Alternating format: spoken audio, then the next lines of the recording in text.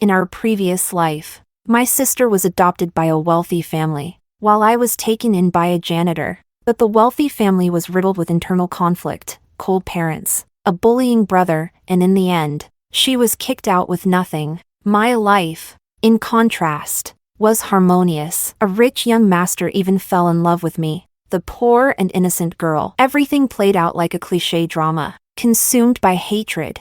My sister killed me. Then both of us were reborn, back to the day we were adopted. This time, she rushed into the janitor's arms. Big sis. This time, I'm the female lead in this idol drama. What she didn't realize was that being the female lead never depended on status or birth. Chapter 01. My sister and I were both reborn on the day we were adopted from the orphanage. Two families stood in the orphanage director's office, the Koo family and the Law family. All three members of the Koo family were impeccably dressed. The man wore a sharp suit. The woman dripped in jewels. Their only son, Theodore, wore a high school uniform, but on his feet were ultra-rare limited edition designer sneakers. This was the Koo family, a city's most prominent household. Father Koo was a business tycoon whose companies contributed the city's highest tax revenue. Mother Koo was a socialite who frequented high-end jewelry auctions and charity galas, rubbing shoulders with top celebrities. Their son Theodore was known as a city's crown prince. In comparison, the Law family beside them looked utterly plain. The man and woman both had visible calluses from manual labor. Though their clothes were likely their best, there were still sweat stains that hadn't washed out. According to the director's introduction, the couple both worked at a city No. 1 high. He was a janitor, and she was a cleaner. In our past life, my sister Miranda had chosen the Koo family without hesitation. But this time, as if afraid to fall behind, she launched herself into the arms of the cleaner. Mom, please take me. I'm willing to be your daughter. From now on, my name is Miranda Law. While she cheered with joy, I walked over to the Koo family, and just like that, the choice was made. We were taken away by our respective families. As we left the orphanage, I heard the director mutter in confusion, "Strange. Miranda's always been ambitious and picky. When previous adoptive families came dressed modestly, she wouldn't even look at them. Now that a real wealthy family has come, why didn't she choose them?" The director didn't understand, but I did. Chapter 02. In the last life, my sister went to great lengths to be adopted first by the Koo family and became Miranda Koo. She thought she was in for a life of luxury, like a pampered little princess. And she even had Theodore, a city's crown prince, as her adoptive brother. After all, in romance novels, it's always the rich heir and the adopted girl under one roof who end up in love. But Miranda never expected Theodore to treat her with anything but disdain. The thing I hate most in life is gold diggers. Don't think I can't see right through you, you manipulative bitch. You're only here for our money. At home, Theodore bullied Miranda. At school, he led a group of lackeys to pick on her. Even when the Koo parents found out, they gave her nothing more than a half-hearted scolding. They never truly cared for Miranda. The only reason they adopted her was because a fortune teller told Father Koo that adopting a girl would bring him 10 years of great luck, between their biological son and an adopted daughter. Of course the Koo parents favored their son, while Theodore tormented Miranda. He treated me, the one adopted by the Law family, exceptionally well. He saw me living off a scholarship, always ranked top of my class, studying during the day, helping my adoptive mom clean at night. Though life was hard, I never once complained. Rebecca, this girl's got something. Just like in an idol drama, the rebellious rich boy fell for the resilient, pure-hearted girl from a humble background. Later, when the Koo parents passed away, during the inheritance split, Theodore came with a full team of lawyers. Miranda got nothing, thrown out with not a cent to her name. Months later, Theodore married me. At the wedding, he even announced publicly, "Rebecca, what's mine is yours from now on." Unfortunately, I never got to enjoy any of it, because just days later, Miranda, driven mad with despair,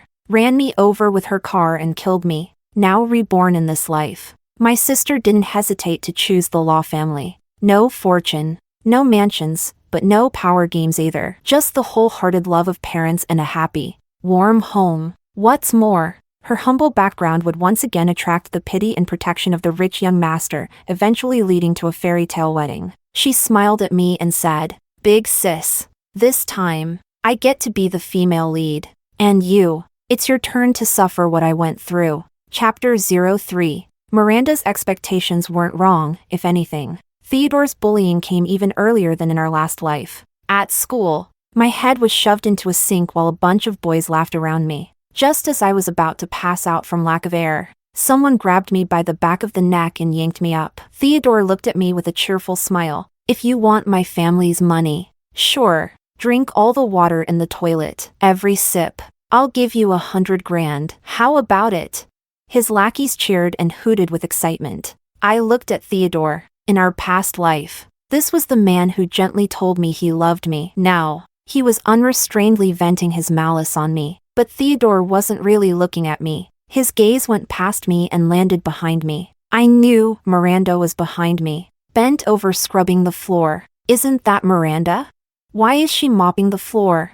A lackey explained to Theodore. Miranda's mom is a cleaner here. She goes to school during the day, then helps her mom clean at night. There was a flicker of shock in Theodore's eyes, followed by a trace of sympathy. He shouted at Miranda. Hey, it's freezing. Stop cleaning already. No one's even going to check. Miranda straightened up, her black hair draped over her shoulders, and her delicate face was full of stubbornness. She shook her head. I can't. If someone comes and sees the floor isn't clean, my mom's pay will get docked by 100 yuan. I know 100 is nothing to a rich boy like you, but to us, it's my weekly food budget. With that, Miranda bent down again and resumed scrubbing. In truth, Miranda's manipulations were obvious. Out of all the floors she could have chosen, she just had to clean right in front of Theodore. She even let down her hair, picked the perfect angle to make herself look her best. Too bad, it worked on Theodore.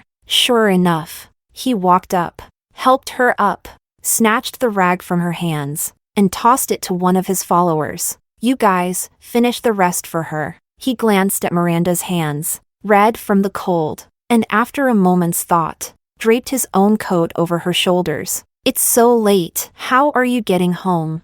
Biking. You're biking in this weather? Theodore was stunned, then said firmly, wait downstairs. I'll have my driver take you. With that, Miranda was escorted away by Theodore, and as she left, she didn't forget to glance back at me, looking disheveled, and shoot me a mocking smile. Moments later, the crowd dispersed. I was the only one left beside the sink. I struggled to get up and wiped the dripping water from my hair with my sleeve. Use this. A cold voice sounded behind me. I turned around. It was our class president, Tiffany. She was a quiet, reserved girl, always studied hard, no matter the season. She wore long sleeves. In our past life, she was also the one who tried to help Miranda when she was being bullied. She handed Miranda a towel and advised her to expose Theodore's bullying. Miranda, however, slapped her hand away. What do you know?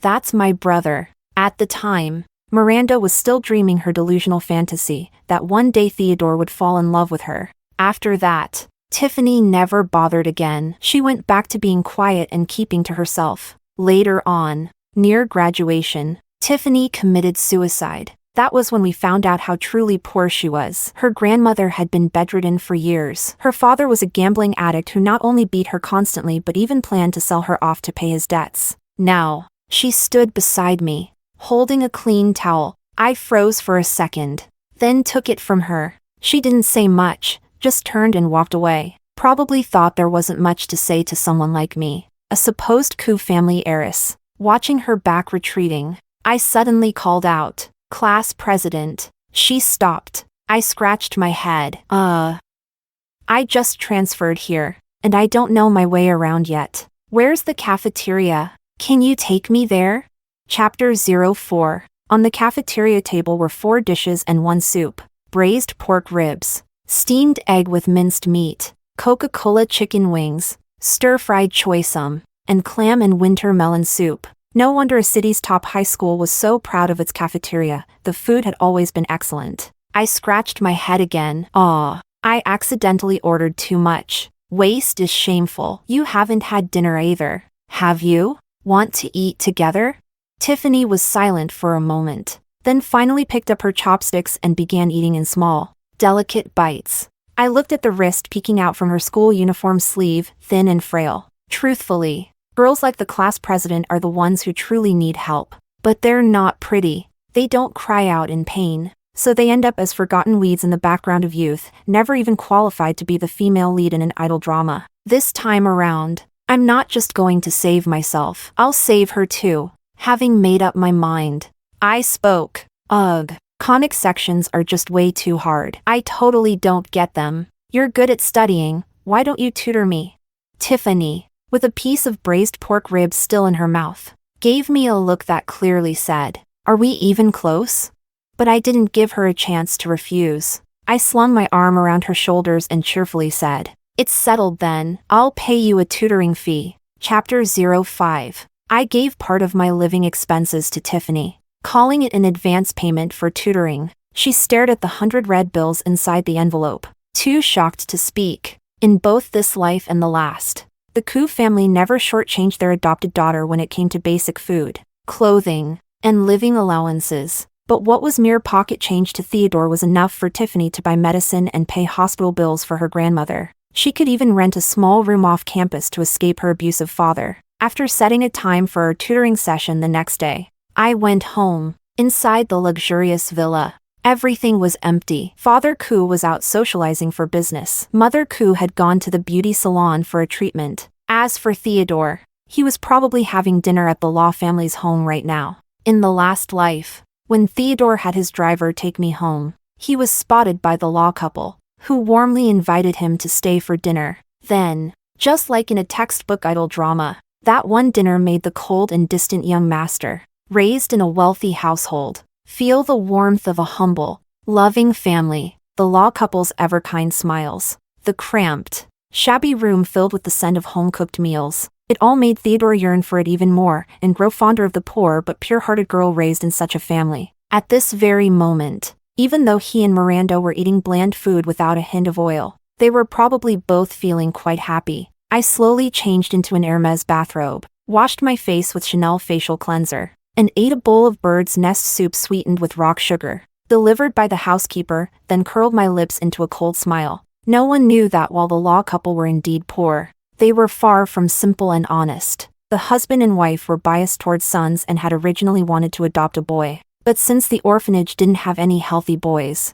they settled for the next best thing, choosing a pretty girl in hopes of attracting a rich husband in the future. When they saw Theodore dropping their daughter off, they practically boiled over with excitement and instantly reeled in this potential son-in-law, treating him like royalty. So-called warmth, so-called family affection, it was all an act. After all, if you wanted to move the heart of a rich young master, this was all they had to offer. In the last life, when I told them I didn't want to marry Theodore, my adoptive mother locked me in my room. My adoptive father beat me half to death with a table leg and a belt. Miranda thought she had entered heaven this time around, but she didn't realize that true heaven never existed. The Koo family was a gilded hell, the Law family, a poverty-stricken one, and whether you could crawl out of hell alive, that depended on your own ability. Chapter 06. In the days that followed, Theodore's malice escalated. The lunch prepared by the housekeeper, when I opened the box, it was filled with thumbtacks.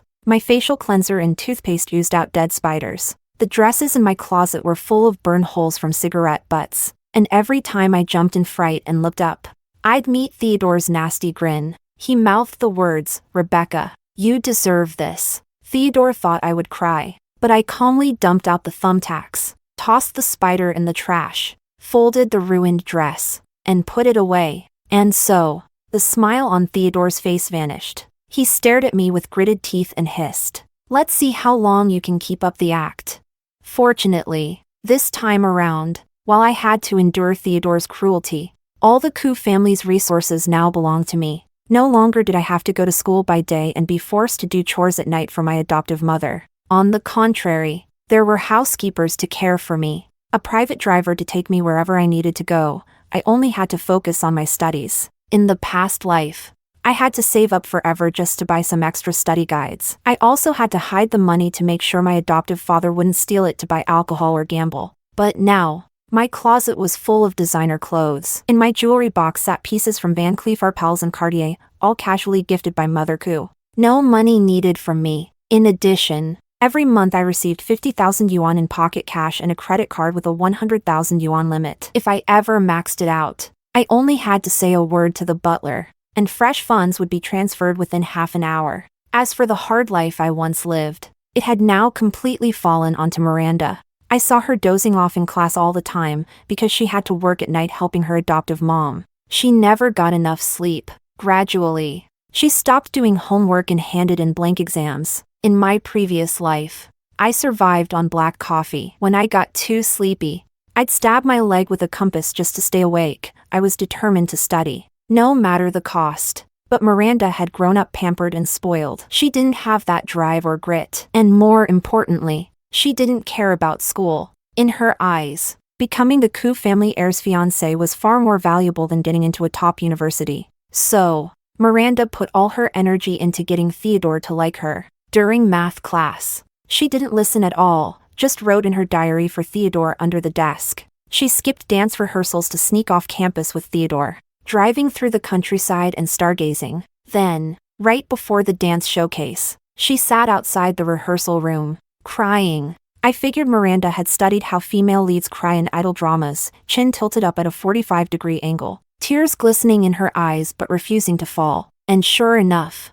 Theodore happened to pass by and saw her. As soon as he asked what was wrong, the tears Miranda had been holding back finally fell. She threw herself into Theodore's arms and sobbed loudly. Theodore, I've been disqualified from the performance. All the other girls in class are going on stage, but Rebecca won't let me join. Theodore already hated me. Upon hearing that, he exploded. Why?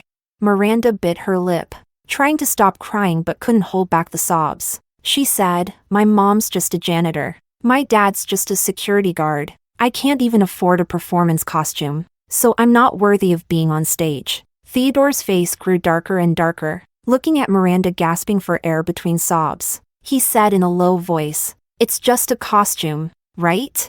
I'll buy it for you. Miranda shook her head, putting on the righteous air of a pure-hearted. Poor girl, no, I can't. Each one costs 800 yuan. I can't accept such an expensive gift from you. Theodore was both furious and heartbroken. How dare Rebecca do that to you? He blurted it out in rage. Miranda, eyes full of tears, gently shook her head. She's your sister. After all, the Koo family's young lady. Your family donated several school buildings, and your father is an honorary board member. Even if the teachers know she's bullying me, what can they do? Miranda didn't notice that. Just then, a reporter who was at the school for an interview happened to walk past behind her. The reporter, like a shark smelling blood, leaned over and asked eagerly, bullying? What bullying? Chapter 07. And just like that, the situation spiraled out of control. In the school's largest conference room, a crowd had gathered. The principal, vice principal, dean of students, and homeroom teacher, reporters from multiple media outlets. The parents from both the Koo and Law families were present. Mr. and Mrs. Law stood protectively by Miranda, who had tear stains all over her face, looking both aggrieved and outraged. Mr. and Mrs. Koo had initially received the call saying something had happened to me, and they didn't want to come. But when they heard that even the newly appointed director of the city education bureau had shown up, they rushed over in a hurry. A city no. One High was the best high school in the city and a model institution in the eyes of the education bureau. It was obvious Mr. Koo and the education director were old acquaintances. As soon as he entered, Mr. Koo went straight to the director's side and spoke with smooth familiarity. A little incident like this, and Director Jean yourself came all this way? Honestly, it's just a spat between kids. But Director Jean was upright and principled. He wasn't buying it. President Koo, bullying is never a small matter. I know Rebecca is your daughter, but to me, every student is a seedling. I won't sit by and let them grow up crooked. With things said so clearly, Mr. Koo had no choice but to smile and back off. Yes, yes. Of course, we don't yet know what really happened. Please do a thorough investigation. He returned to Mrs. Koo's side, and the two exchanged a subtle glance. I understood. If it turned out that I had truly committed bullying, the Koo family would immediately abandon me, their emotionally distant adopted daughter, and cut ties, given that Mr. and Mrs. Koo were already this indifferent. Then Theodore. He was standing beside the still sobbing Miranda. whispering gentle words of comfort. Occasionally, he would lift his dark eyes and cast me a cold glance. The principal, seeing that everyone had arrived, turned to Miranda and asked, "Miss Law, why don't you tell us what happened?" Miranda lifted her tear-reddened eyes and quietly repeated the same story she told Theodore. The reporters were already fired up. One of them spoke up first. After conducting a preliminary investigation, we learned that Rebecca and Miranda were once close friends from the same orphanage. They used to call each other sisters. Later, Rebecca was adopted by the Coup group, while Miranda's adoptive parents are merely school staff. Rebecca, do you think that just because you've joined a wealthy family, you're entitled to bully an old friend and take what should have been hers? Silence fell. All the cameras and eyes turned toward me, red lights blinking nonstop. Everyone wanted a scoop. This was a hot-button social issue, at a time when class divisions were becoming more rigid. If rich children were seen to be stealing educational resources from underprivileged students and blocking their path to upward mobility, it could spark massive public outrage. Not to mention, the subjects of this news story, Miranda and I, were already a dramatic contrast in themselves. In the tense, silent conference room, I suddenly chuckled out loud, the sound jarring. The reporters looked at each other in confusion. "Mr. Reporter," I said calmly, "I read that proper journalism requires cross-checking facts and verifying sources. What's this? In the rush to publish something sensational, you're skipping all that now?" The reporter flushed bright red. I stood up and pointed directly at Miranda with a cold expression. "So far, all the information you've heard has come from one source, her. Everything is one-sided." I looked at Miranda, her face pale from crying. "Yes, I had once treated you like a sister, but in our past life, you killed me out of jealousy, and now, you try to climb higher by framing me. So if I destroy you, well, you asked for it. Since I'm being asked, then I'll speak up. Miranda is jealous of me. She thinks, if we started out the same, and she's even prettier and smarter than me, then why is my life better than hers now?" Fueled by envy, she made up this entire story to frame me. As soon as I finished, Theodore interjected, "But he was going to say, Miranda had clearly chosen the poor law family of her own will, so she couldn't be someone who despised poverty and worshipped wealth." My statement was clearly twisting the truth. But before he could finish, the principal's office door suddenly swung open. Standing outside was a thin figure, short-haired, silent, like a blade of unnoticed grass. Our class homeroom teacher recognized her. "Tiffany, what are you doing here?"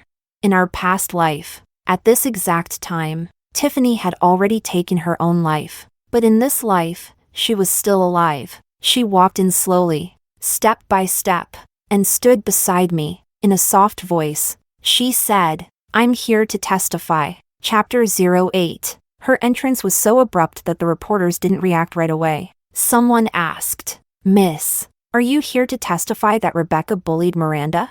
After all, judging by her appearance, Tiffany clearly wasn't from a wealthy background. At a glance, she looked more like Miranda's type. Tiffany glanced at the one who asked and shook her head. She said, "I'm here to testify for Rebecca." I looked at Tiffany in surprise. To be honest, I had done a lot of preparation for today's confrontation, but Tiffany, she wasn't one of the witnesses I had planned for. Truth be told, we weren't even that close. After I gave her the money last time, she actually looked up the going hourly rate for tutoring, calculated based on 1 hour per day, and returned all the extra cash to me. She tutored me in math for exactly 1 hour each day, packed up her bag on the dot, and left, like a perfectly programmed AI robot. In my past life, Tiffany had committed suicide by jumping off a building right before the college entrance exam. All her hope had rested on getting into a good university as soon as possible, to earn money and pay for her grandmother's treatment.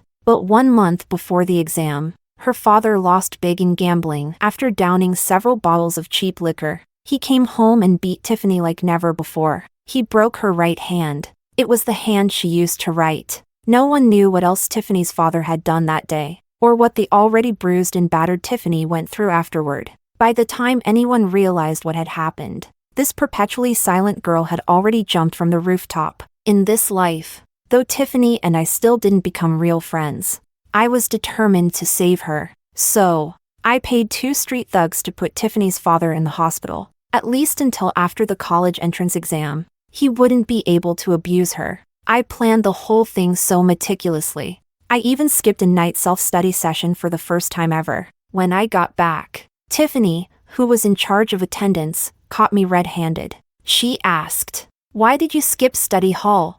I scratched my head, racking my brain for an excuse. After all, I looked perfectly healthy and full of energy. I couldn't exactly say, "I skipped class to beat up your dad." At that exact moment, a teacher from the front office called her out. "Tiffany, there's a phone call for you." It was news that her father had been hospitalized. 5 minutes later, Tiffany came back, her face as calm and emotionless as ever. She picked up the attendance sheet, then put it down again. "I won't mark you this time," she said calmly, "but don't skip again." I let out a breath of relief and hurried back to my seat to study. And now, when Tiffany used that same calm voice to say, "I'm here to testify for Rebecca," that's when I realized maybe she knew. Facing a room full of people staring at her, Tiffany pulled out a stack of forms and placed them on the table. Miranda's face instantly turned pale as snow. According to school regulations, anyone using the dance rehearsal room had to fill out a form stating the time of use,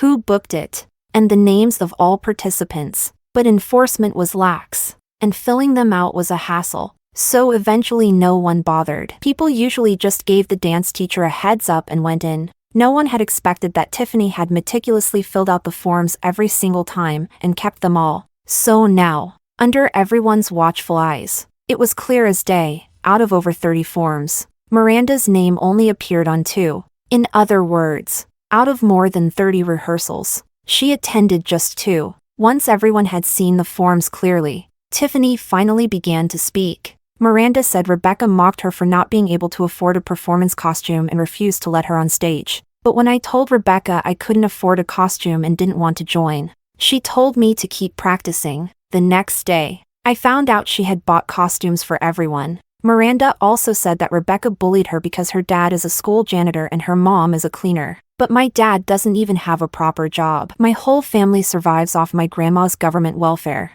Tiffany looked at me. If she bullies poor people, then why didn't she bully me?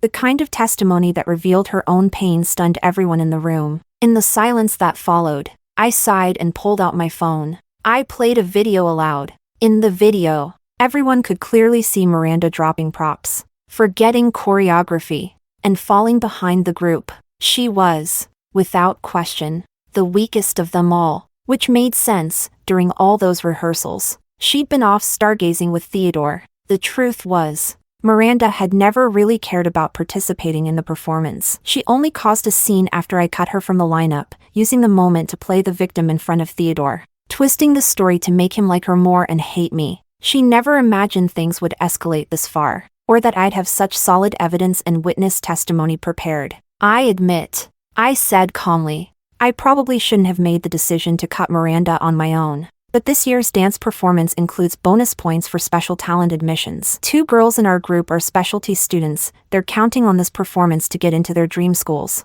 If I had let Miranda perform, it would have cost those 2 girls their future. That's why I had no choice but to make that decision." Chapter 09. After the interview ended, public opinion about me and Miranda flipped completely. Our classmates started saying she had a persecution complex and began to distance themselves from her. "Better stay away from Miranda. If you ever have a conflict with her, she might turn around and say you bullied her for being poor. I mean, her family's not that poor, right? Both her parents have stable jobs. There are plenty of students here on financial aid loans, and you don't see them crying about being bullied. TCH. Some people just don't want to work hard. They'd rather blame fate." Surprisingly, Miranda remained very quiet throughout all of this. She stayed silent all through the final self-study period before the college entrance exam. Even after the exams ended, she didn't stir up any drama. Tiffany warned me, "Be careful, she's probably planning her counterattack." I smiled. "It's fine. If she can wait it out, so can I." I could feel it. Miranda was indeed scheming something behind the scenes. Because at home, Theodore's attitude toward me was visibly getting worse. Before, even when he bullied me, he at least avoided doing it in front of father and mother Koo. But now, We were eating dinner as a family when he suddenly slammed his bowl of chicken soup down on the table. Hot, greasy broth splashed directly onto my face. The housekeeper let out a gasp and rushed to bring me an ice pack and burn ointment. The whole time, Mother Koo kept her head down, sipping her soup as if she saw nothing. Father Koo lifted his eyes slightly and said to Theodore, "Be more careful. Don't make it seem like our kid wasn't raised right." Father and Mother Koo never truly cared about me. To them, I was just an emotionally detached adopted daughter, taken in only because a fortune teller said bringing home a girl would bring them good luck. Like a money tree to decorate the house. In the previous life, Miranda had tried her best to bond with the Koo parents. That strategy turned out to be completely wrong. When the Koo parents got busy, they didn't even bother with their biological son. Leaving him to the nanny, how could they possibly build a relationship with an adopted daughter?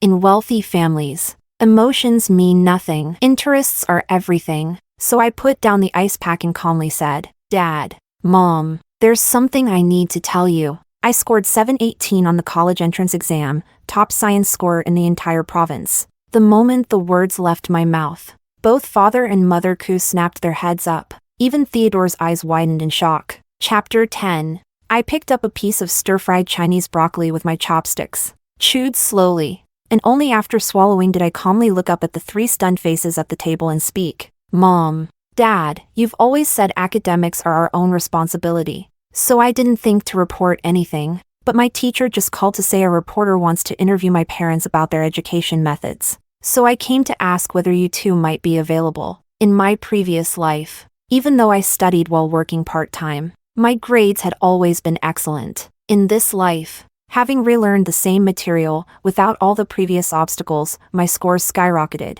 Father and Mother Koo exchanged glances. Up until now, they hadn't paid any attention to the college entrance exams. Theodore had already applied to schools in Australia and would be shipped overseas right after graduation, no entrance exam required. As for me, the adopted daughter, they left it to fate. It simply wasn't worth their effort. No one had expected me to do so well. I planned to apply to the TX School of Management at Peking University. I said, turning to Father Koo, "I want to intern in the investment department of your company during my freshman year." Father Koo paused for 2 seconds, and when he spoke again, he was already smiling. "If that's what you want, that's great, Rebecca. Congratulations. Go grab that bottle of red wine from the trunk. You're 18 now, right? Let's celebrate properly tonight." I ignored the dark, stormy look Theodore shot at me, raised my glass, and clinked it against Father and Mother Koo's with perfect politeness. I thanked them for raising me. I had bet right. Father and Mother Koo didn't care about a regular adopted daughter. But what if that daughter was the top scorer in the entire province? Then she became the family's pride, proof of their parenting success, the hope of their future. Father and Mother Koo were both delighted. They opened several bottles of vintage wine, arranged the interview with the reporter, and only went off to rest after they were pleasantly buzzed. At the table, only Theodore and I remained. The light from the chandelier cast shadows over his face, making it unreadable. He had inherited Mother Koo's looks, a sharp nose and deep-set features, the very image of a handsome, unruly rich boy. But now, those beautiful eyes stared at me, filled with a piercing coldness. "Rebecca, don't think that this makes you part of my family." I stood up, politely pushed in my chair, then leaned close to his ear and whispered, "Young master, I think you're confused about something. Right now, it's your parents who want me to be part of the family." Chapter 11. The day I returned to school to collect my transcript, I ran into Miranda. She stood in the shadows, looking at me with a mix of jealousy, confusion, and fury. I knew she had just seen the video of me being interviewed alongside Father and Mother Koo. In the video, Mother Koo had her arm wrapped around my shoulder, while Father Koo spoke eloquently to the host. The host praised him repeatedly, calling him both a successful entrepreneur and a model parent. At the end, we took a family photo together. We looked like one of those perfect families in an advertisement. It was something Miranda had never gotten in her previous life. She looked at me and said, low and bitter, "What did you do?" I shrugged. "Studied hard." "You buying that?" With that, I turned to leave. Miranda surely wouldn't believe it, but that just happened to be the only answer. Behind me, I heard Miranda's voice, soft and bitter. Even if you get the Koo family's love, it doesn't matter. Theodore loves me. Classic. That's the idol drama female lead mindset, isn't it?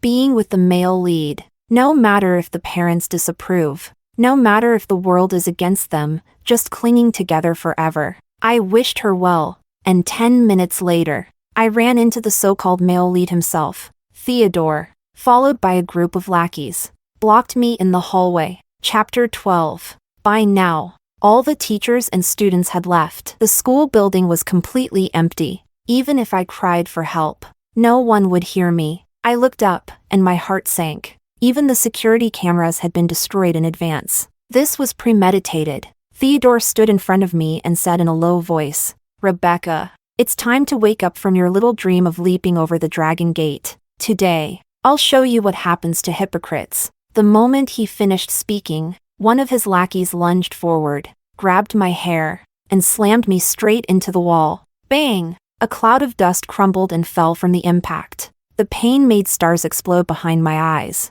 But somehow, I managed to summon the strength to fiercely kick the guy right in the groin. A scream tore through the hallway as the lackey collapsed to the ground. His face contorted in agony. Theodore's expression darkened. Just as he was about to order the others forward, I suddenly pulled a wine bottle out of my backpack. It had been a gift from Father Koo earlier that day. We were having a class dinner, and he told me to share it with my classmates. Now, I raised the bottle and smashed it hard against the wall. Red wine and glass shards splattered everywhere. Then I raised the broken bottle, pointing its jagged edge at the dozen boys in front of me. "Come on, then," I shouted. My hair was a complete mess, tangled and covered in wall dust. Something warm was running from my nose down to my chin. It had to be blood. I didn't know exactly how insane I looked at the moment, but clearly, I'd scared all of them. None of the boys dared to move. I wiped a handful of blood from my nose and grinned. "Hypocrite? Theodore,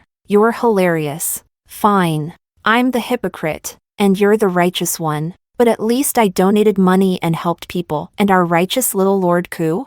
Who exactly have you ever helped? Oh, don't tell me it's just your beloved little white flower?"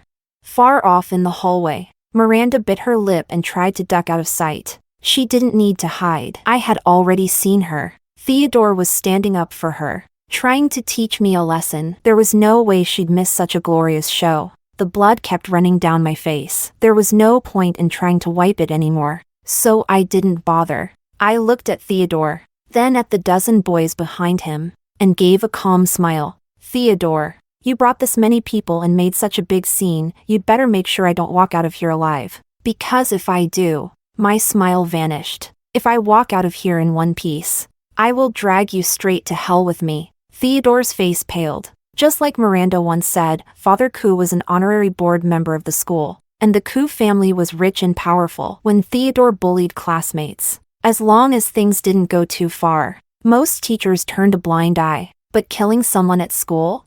Theodore didn't have the guts for that. He stared at me for a long time, then said in a low voice, "A scheming bitch like you, dying right now would be letting you off easy." I burst into laughter. "That's scheming to you? Want to know what real scheming looks like?"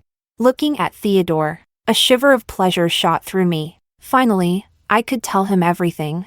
I pronounced each word slowly and clearly. "The reporter investigating the bullying case? I'm the one who brought them here." In an instant, Theodore and Miranda's pupils dilated. "You really think it was just coincidence?" I asked, smiling as I pointed at myself. "Miranda cries about being bullied, and a group of reporters just happens to be on campus to hear it? It wasn't coincidence. I'm the one who called them. I sent anonymous letters to several newspapers, reporting that there was serious bullying at a city no. 1 high. If proven true, that kind of story makes front-page headlines. So of course they sent people to investigate. I knew Miranda's brain couldn't handle the slightest blow. The moment I kicked her off the performance roster, she'd most likely come crying to you and say I bullied her. And right at that moment, she cries to you, while the reporters are secretly investigating, and boom, perfect storm. They'd naturally focus on me. Of course, I had everything ready in advance, all the evidence to clear my name. But Theodore, think carefully. Once the reporters realized it was all a misunderstanding and I wasn't the bully, Do you think they'll just stop there?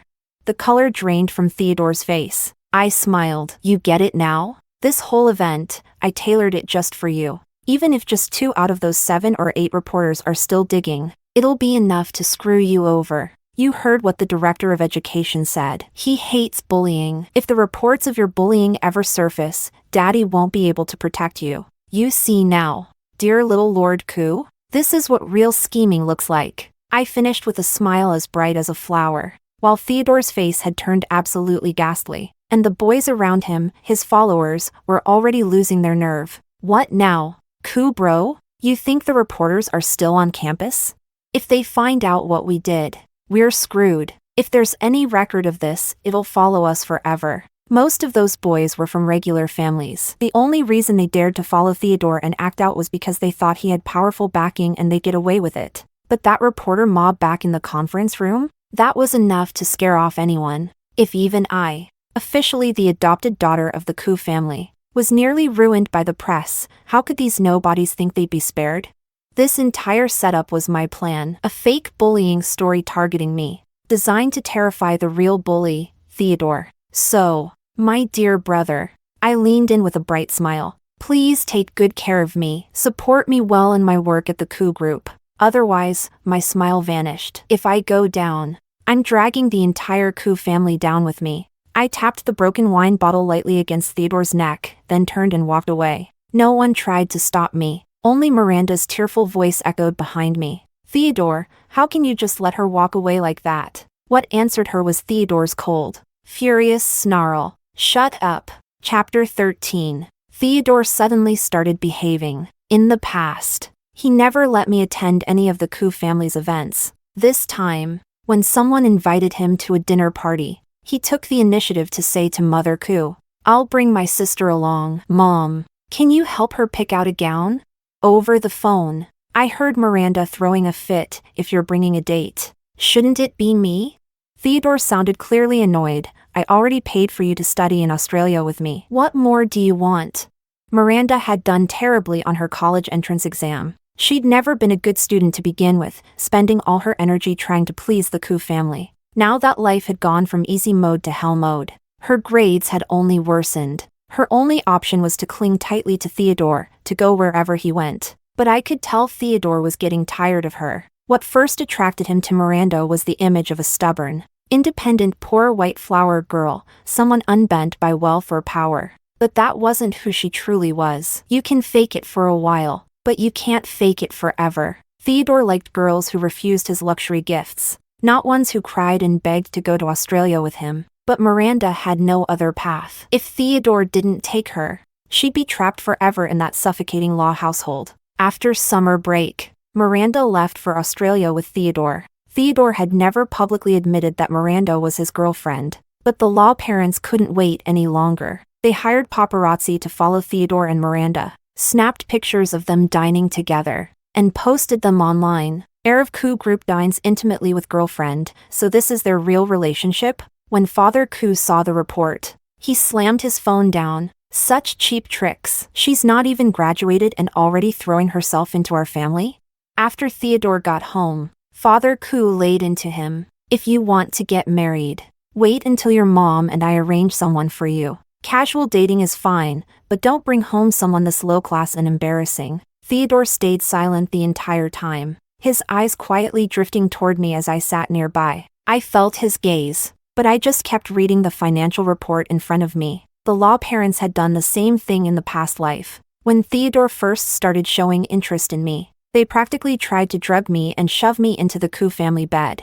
As for Father and Mother Koo, they had also fiercely opposed Theodore marrying a girl from such a family. But fate wasn't kind to them. They both passed away before Theodore could get married. After chewing Theodore out, Father Koo strictly forbade him from seeing Miranda during break. And Theodore didn't resist. He stayed home, occasionally acting all sweet toward me. He even bought me a pair of diamond earrings for my birthday. One night, I was out late with friends, and he waited in his car outside the bar to pick me up. Tiffany sat beside me, sipping a virgin mojito, staring out the window at Theodore, who had already gone through several cigarettes. She opened her mouth, seemingly wanting to say something, I raised a hand and stopped her. I know what you're going to say. Don't worry, I've got a clear head. After saying goodbye to my friends, I got into the passenger seat of Theodore's car. He handed me a bag. I looked down, it was hangover soup, and a little cake from my favorite dessert shop.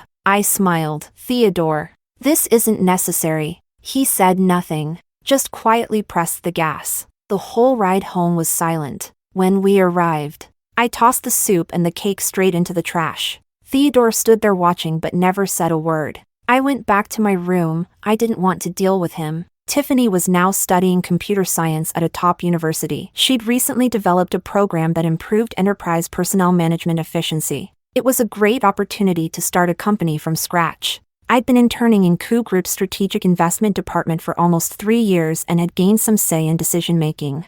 I decided to allocate 2 million yuan in funding to Tiffany, and together we would start a company. She would handle the tech. I would handle the business. There were far more important things to focus on. Compared to that, Theodore was irrelevant. What I didn't expect was that Miranda had seen Theodore drop me off. She hadn't seen Theodore in too long, so she'd been waiting near the villa gates, hoping to catch a glimpse of him. Instead, she saw me getting out of his car. I could imagine how terrified she was in that moment. She must have seen, once again, the scene from our previous life, Theodore coldly kicking her out with nothing, and then turning around and gently putting a wedding dress on me. That was her deepest nightmare. Monday morning, after meeting with a potential client, I left their office building with documents in hand. At the stairwell, I saw a familiar figure. Chapter 14. Miranda had lost weight. Her cheeks were slightly sunken, and her eyes were laced with bloodshot veins.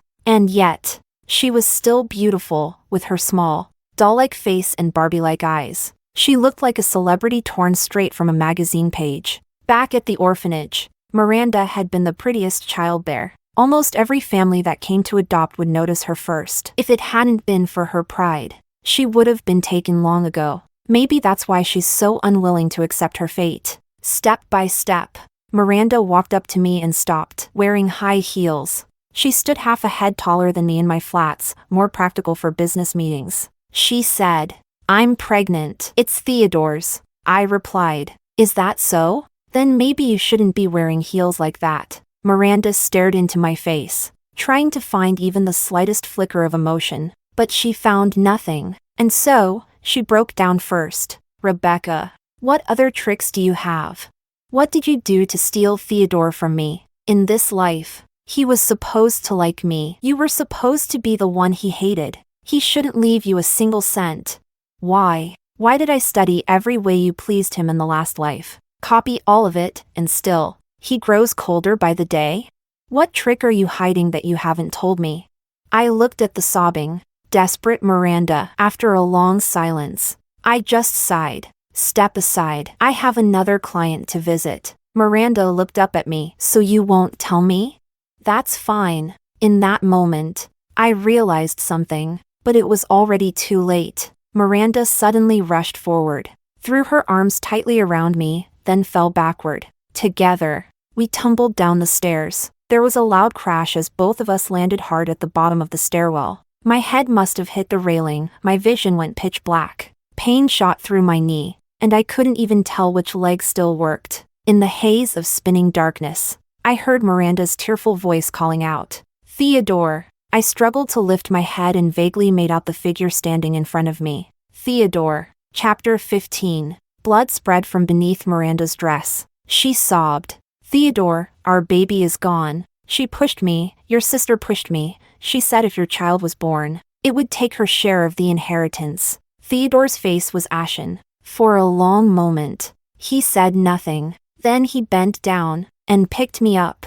Miranda's eyes widened in disbelief. She stared at Theodore in shock, her voice trembling with grief. "Theodore." Theodore spoke coldly. "Miranda, you disgust me." Miranda's whole body began to tremble. This was her nightmare. In the last life, Theodore often said those very same words to her. "Miranda, you disgust me." A different choice, a different path, but the same ending. Miranda broke down, screaming, "Why? I chose right. I made the right choice.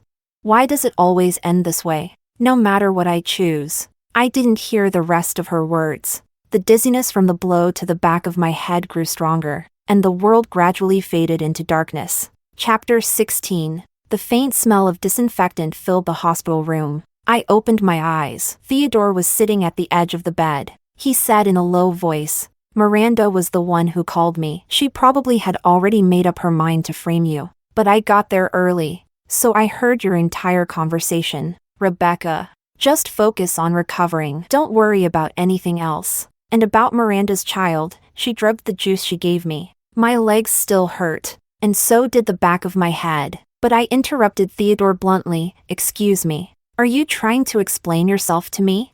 Theodore paused, clearly caught off guard. I pulled the blanket up a little. "If Mom and Dad hold you accountable for this, sure, explain it to them. But what does any of this have to do with me?"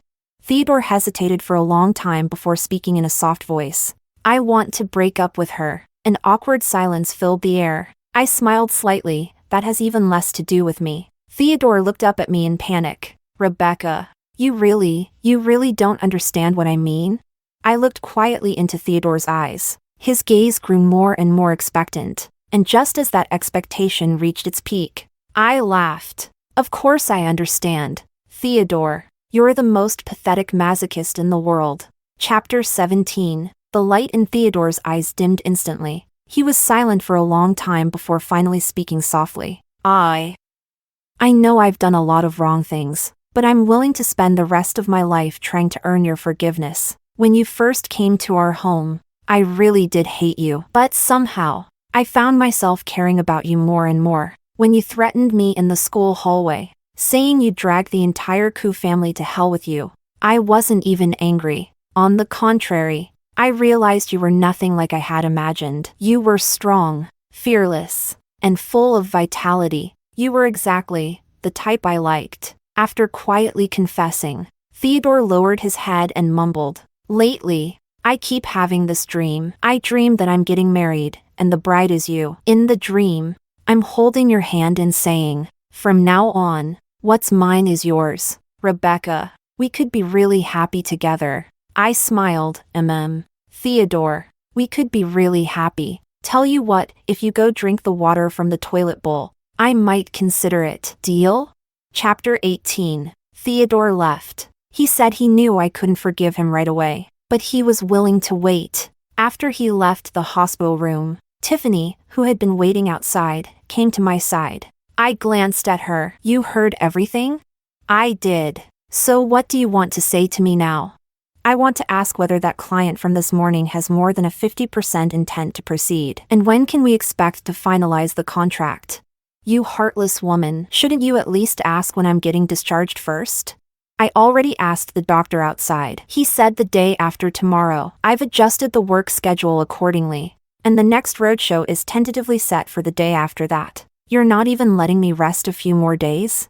"Nope. I know exactly what matters most to you. She really is my partner in crime." I was very pleased. With such a brilliant business partner by my side, how could I not become filthy rich?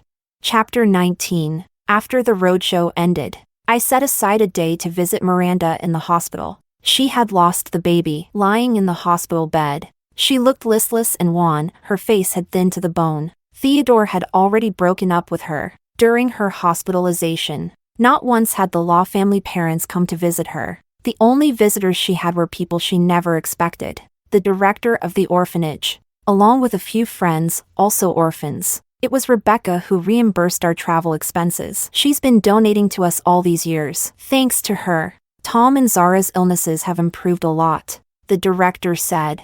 Miranda froze for a moment. In truth, most children in the orphanage had little hope of being adopted. They were abandoned, some because of physical disabilities, others due to intellectual impairments, or even terminal illnesses. By comparison, Miranda and I were healthy and beautiful. We were already the luckiest among the lucky. Back then, the director told us that we were one big family, and all the children were brothers and sisters. But ever since Miranda left the orphanage, she never once looked back at those siblings. It was me, in my past life, who still returned often to volunteer. In this life, after entering the Koo family, I donated large sums directly, helping disabled children get treatment and find a path forward. As those children stood before her, stuttering while talking about Sister Rebecca, Miranda suddenly burst into tears. She cried for a long time, so long that even when the orphanage director and the kids came to say goodbye, and I walked up to her side, she didn't notice. I calmly waited for her to finish crying. After a while, Miranda covered her face with her hands and said in a low voice, "Do you hate me?" Before I could answer, Miranda cut in, "Because I hate you. I just wanted a better life. Was that so wrong?" I thought for a moment. No, that wasn't wrong. It's just that you went about it the wrong way. Miranda looked at me. Are you saying I'm not as kind, not as pure, not as compassionate as you? I shook my head. That's not it, Miranda. Your biggest mistake, both in the past life and this one, is that your entire mindset was about eating someone else's cake. But why should anyone give you their cake? And even if they do, how do you know there's not poison inside? The right way is to bake your own cake. Miranda cried out. And what gives you the right to say that to me? Don't you want a share of the Koo family fortune?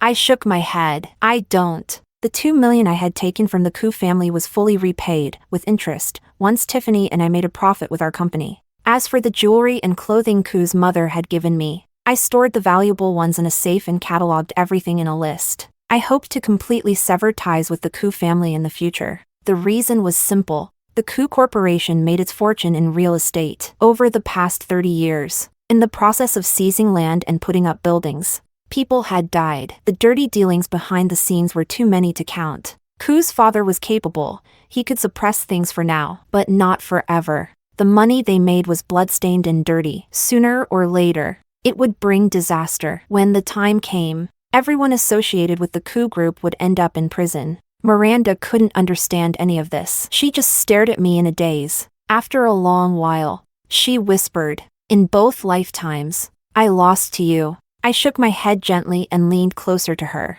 This was why I came. There were some things I had to say to Miranda. Miranda, for 2 lifetimes, you've been chasing me down like I'm your greatest enemy. But let me ask you, both times, the person who truly ruined your life, was it really me? It was as if a bolt of lightning had struck Miranda. Her whole body trembled as she burst into uncontrollable sobs. I turned and walked away, never looking back. Chapter 20. Time flew by. On the day the company Tiffany and I founded went public, I saw the news. At the front entrance of the Koo Corporation building, Miranda had stabbed Theodore with a knife. Tiffany was beside me. She saw the news too. In the report, Miranda had already been arrested by the police, and Theodore was in emergency surgery, his life hanging by a thread. Tiffany glanced at the news once, then looked away. I teased her on purpose. "Aren't you going to ask if I'm worried about Theodore?" She said, "You're not. But he did fall in love with me later on, didn't he?" Tiffany replied, expressionless, "Rebecca, in this life, I'd rather see you borrow money from loan sharks than accept love from a garbage person. And by the way, let me review your script for the press conference later. I think you've got 6 punctuation issues." Yes. Class monitor. The world's largest industry summit was about to begin. Under the lights, the host had already started reading the thrilling opening remarks. Tiffany and I, as the youngest and most spotlighted successful female entrepreneurs, were about to take the stage. Countless flashbulbs were about to go off for us. Countless cameras were about to focus on us. Tiffany was dressed in a snow-white pantsuit, cool, sharp, and striking. That weed that once grew quietly in adolescence had finally become a pine standing tall in a blizzard. And I wore a long black silk gown, graceful, poised, quietly shimmering. After enduring endless darkness, I finally saw the starlight. "Tiffany, are you nervous?" "Never mind. AI doesn't get nervous. I'm asking the wrong person." Silence. After a while, Tiffany took my hand, passing the warmth of her palm into mine. "Rebecca, don't be nervous." The curtains parted. Our names lit up on the giant LED screen. Hand in hand, Tiffany and I stepped onto the stage, to a thunderous sea of applause. Chapter 21, Epilogue. Later on, the company Tiffany and I built continued to grow larger and stronger. Theodore didn't die. He was gravely injured. But after emergency treatment, his life was saved. Which is good. Someone from the coup corporation had to survive to pay for the sins they committed. Miranda went to prison. From there, she wrote me letters. She said that if she ever got out, she hoped to return to the orphanage and work as a volunteer caring for the children. She said she wanted to spend the rest of her life atoning to me. At the end of her letter, she called me sister. My feelings were complicated. I put the letters away. Many of the orphanage children gathered around me. Sister Rebecca, what are you reading? I shook my head. Nothing important. Today, Tiffany and I came to the orphanage to visit the director. We're planning to set up a charitable foundation under our company's name to support children who aren't adopted, and to provide continued help for those who are, but still face hardships later on. The sun was bright, and the weather was beautiful. At last, we had stepped into the future we had dreamed of. Extra Tiffany. Tiffany had always considered herself someone without friends. At this school, the pretty kids stuck with the pretty kids, and the rich kids played with the rich kids. Tiffany was neither pretty nor rich, and her personality was particularly odd. She knew full well that someone like her wasn't going to be liked by anyone, so she simply kept her head down and got by in silence, until one girl kept coming up to her. Class monitor, why are you wearing long sleeves in this heat? Class monitor, you're clearly talented at dancing. Why did you turn down the dance teacher's offer to perform? So annoying. She didn't even have answers to any of those dumb questions. Tiffany could only stay silent. Her silence was mistaken for indifference. The girl walked away, crestfallen, only to come back a few hours later. Class monitor, teach me conic sections and I'll buy you spicy snacks. Tiffany was speechless. Honestly, the girl didn't come from a good background either. Her dad was apparently a school security guard, and her mom worked as a janitor. A little better off than Tiffany's family, but only just. At least Tiffany still had a grandma who loved her. That girl's parents barely cared. But unlike Tiffany, that girl was likable. Everyone in class liked her. Word had it even a rich heir from the next class was chasing her hard. Sometimes, Tiffany would even indulge in a bit of gossip. That rich heir, the one with the last name Koo, is it true he's into you? The girl chewed on her pen while doing math. I don't want love from trash. In truth, they didn't spend that much time together. Still, the girl somehow figured out Tiffany's family situation. Class monitor, take this money. The girl had to scrimp and save for ages just to buy her own study guides. Who knows where she managed to cut expenses for this? Tiffany refused to take it. She was poor, but her pride was overwhelming. I didn't do anything for you. I can't take your money. That was basically the entirety of their conversations. Tiffany was laser-focused on her studies. She told herself, as long as I get into university, everything will be fine. Her grades were excellent. She had a shot at Tsinghua or Peking University. Even if she didn't perform her best, she'd still make it into a top-tier school. Then she could earn money, buy her grandma medicine, and go find that girl to be her friend for real. But a month before the college entrance exam, her father came back home with a single sentence. Your grandma's not going to make it. Tiffany went cold to the bone. Her father, drunk, was mumbling to himself. It's an incurable disease. Still costs money. Doctor said there's only a 30% chance with surgery. So I said forget it. Even if she comes home, it's still bleeding money. I just left her in the hospital hallway. Stupid old hag. Always dragging me down. Tiffany's ears were ringing. She dug through her school bag for every last bit of money she had. That was supposed to be her tuition savings for college. She ran toward the hospital. She was going to save Grandma. Her father blocked her with a lunge. You little brat. So you've been hiding money? Where was that cash yesterday when your dad was being chased by loan sharks? Tiffany fought back with all her might. But she was so thin, her arms and legs like bean sprouts, there was no strength behind her flailing. Her dad yanked the money away and beat her worse than ever. You filthy little bitch. I gave you life. That means your life is mine. If I beat you to death today, you'd still deserve it. Tiffany blacked out. When she came to, her dad had already gone out drinking with the stolen money. She rushed to the hospital in a frenzy. A familiar doctor shook his head at her, full of regret. Her grandma had passed away. What happened to your right hand? The doctor asked. Noticing it, Tiffany looked at her arm. It was bent at an unnatural angle. Even someone without medical training could tell it was broken. She refused the doctor's offer to get it x-rayed and stumbled home alone. On the way, a girl stopped her. She wore gold-rimmed glasses and a crisp white blouse. Looking studious and calm, around the same age as Tiffany. "Do you want to start over?" the girl asked. She seemed to be saying more, but Tiffany couldn't hear clearly. In the end, the girl stuffed a slip of paper into her hand, scribbled with a string of numbers. "If you want to start over, write your name, date of birth, and address in a message, and send it to this number. I can give you a second chance." Tiffany climbed up to the rooftop. She thought about the girl's words. Start over. But what would starting over even change? In this life, she had already tried so hard. What more could she do, even with a second chance?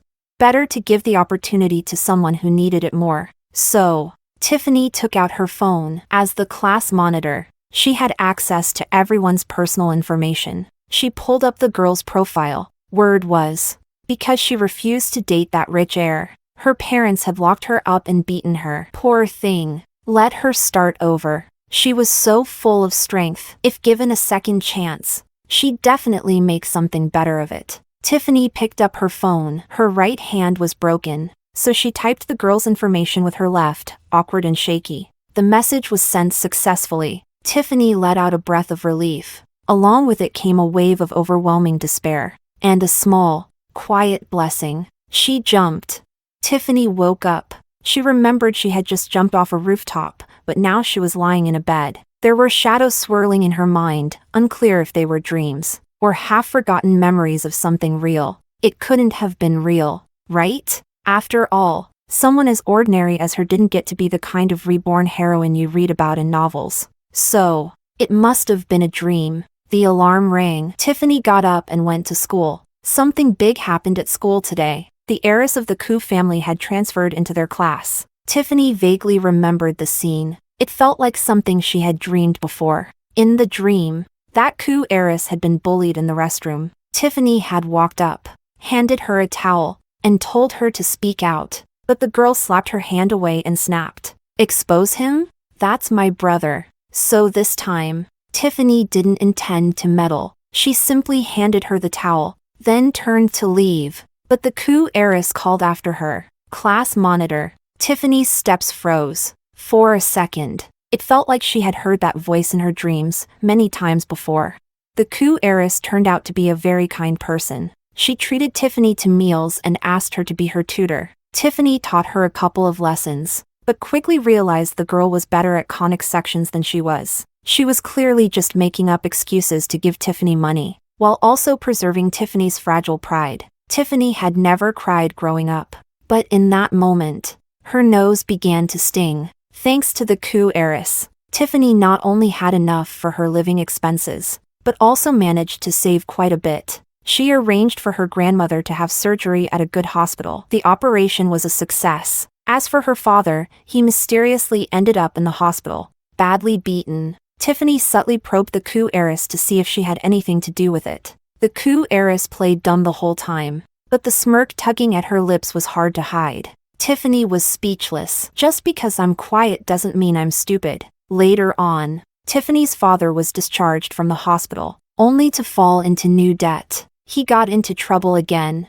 and the same spot where he once had a fracture was broken once more, this time. The bone pierced his heart. They said he still had a small chance of being saved when he was found.